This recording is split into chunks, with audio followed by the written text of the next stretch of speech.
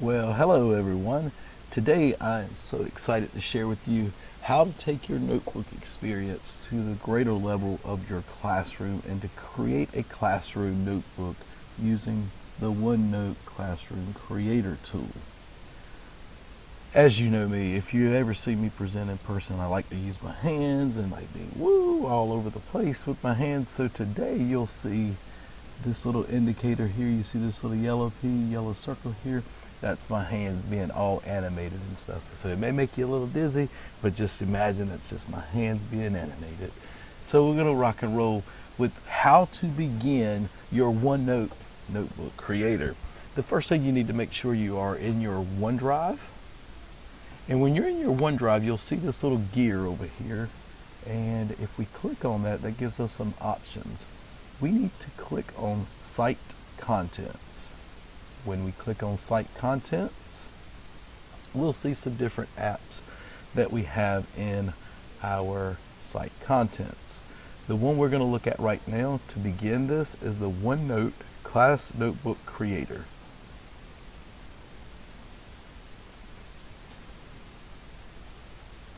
When I create my OneNote Classroom Creator, there are three options: to create a class notebook, to add new students, or view existing notebooks. So when we are looking, after we create this, if a new student comes in and we need to add a new student, we simply go here.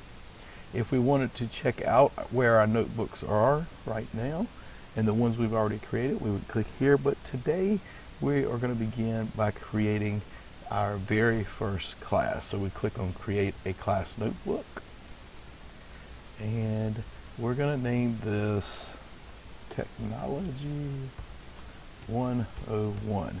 I would advise you to be sure to put a date on it. For instance, if it's 2014-15 school year, to put that on there along with the class period. So it may be Technology 101 first semester 2014. You want to indicate this because of course you're going to have classes next year and the year after, and you're going to want to be able to distinguish those notebooks. When I click next, this right here is basically telling us what do we want to call our collaboration space. This is the area of the notebook that all of your students will have access to editing and viewing. The content library is where all of your students will have access to viewing it, but the teacher is the only one that can edit it. And then here under student notebooks, the teachers can edit the content, but the students will only be able to see their particular section, and they will only be able to view and edit their section. Really, really, really great place. So once we're done here, we would then go over to the next button and we would follow the next set of steps. In the next set of steps, it asks us to what are our students' names, and there are several ways that we can put our students' names in. One is by just typing in their last name. If their last name is unique, then their particular name will come up easily and you click on their name.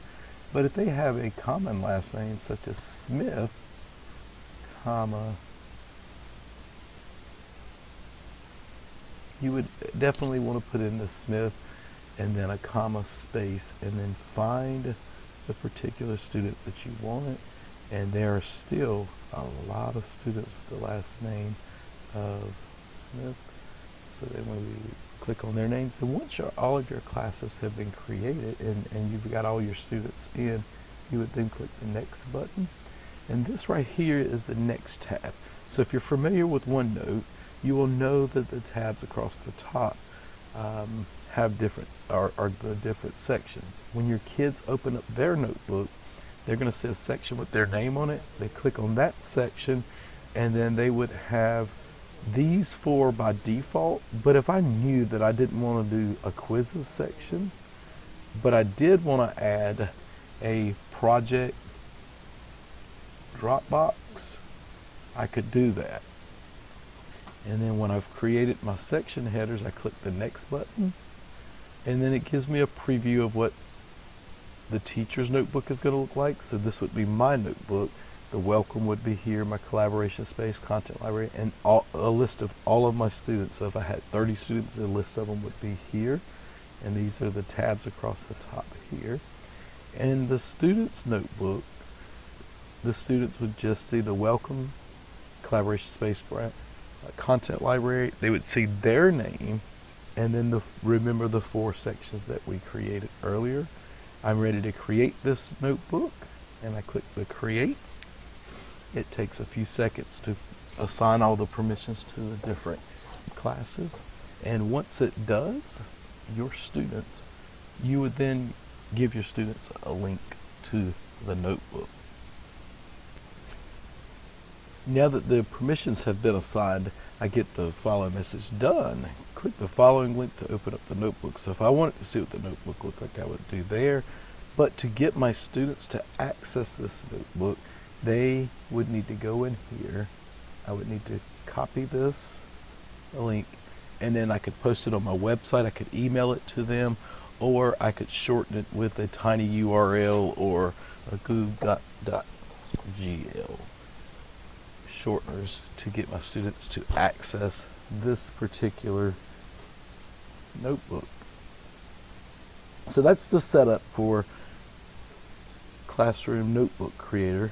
And once you're done, you can move on and check out your notebook.